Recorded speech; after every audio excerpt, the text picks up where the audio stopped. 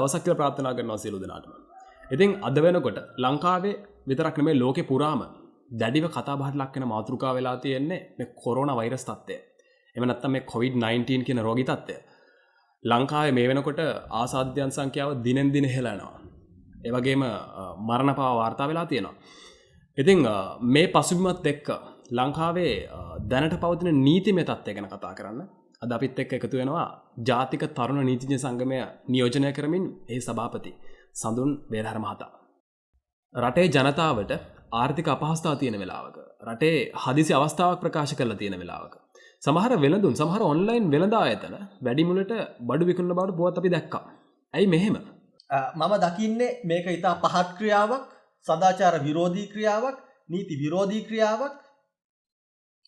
අපි දැක්කා මුහුණු ආවරණ විසබීජනාශක දියර පවා ඉතා ඉහළ මිලකට අලෙවි කරනවා. මිනිස්සු අමාරුවේ වැටලා ඉන්න වෙලාවක මිනිසුන්ට උදව් කරන්න ඕන.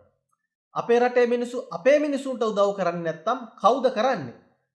අපිට මේකෙන් තනිව ගොඩ එන්න බෑ. රටක් වශයෙන් ඔක්කොම එකට ගොඩ යන්න ඕන.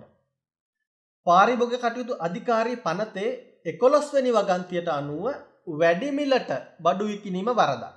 ඒ විතරක් නෙවෙයි එහි 15-17 වගන්ති වලට අනුව වෙළඳුන්ට මෙවැනි අවස්ථාවක බඩු විකුණන්නේ නැතුව එක්රැස් කොට තබා ගන්න බෑ. සංගවා තබා ගන්න බෑ. යම්කිසි භාණ්ඩයකට පාලන මිලක් දාලා තිබෙනවා නම් පාලන මිල ඉක්මවා විකුණන්නත් බෑ. පාරිභෝගික කටයුතු අධිකාරිය පොලිසිය මේ සම්බන්ධව නිරන්තර වැටලීම් සිදු කරනවා. ඔබටත් යුතුකමක් තිබෙනවා මෙවැනි වෙළඳුන්ට විරුද්ධව කටයුතු කරන්න.